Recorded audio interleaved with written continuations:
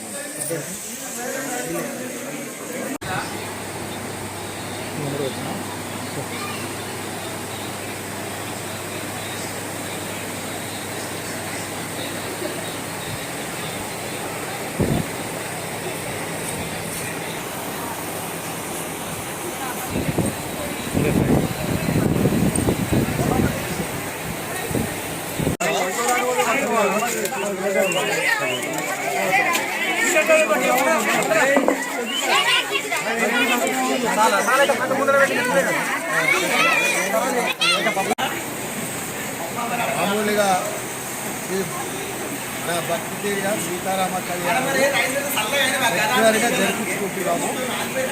కిష్టాపూర్ రోడ్లో పండుగ వాతావరణంగా ఆ భగవంతునికి ఎప్పుడు పాదసేవ చేసుకుంటూ అందరూ చల్లగా ఉండాలి.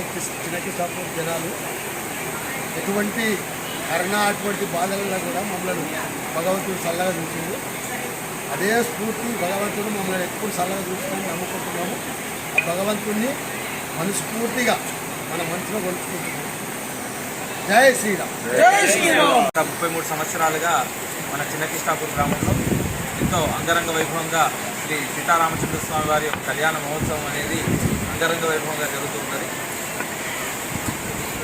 స్వామివారి అనుగ్రహం వల్ల ఇక్కడ ప్రతి సంవత్సరం కూడా అన్నదాన కార్యక్రమం కూడా ఎంతో చక్కగా ఇక్కడ కమిటీ సభ్యులు నిర్వర్తిస్తూ ఉన్నారు.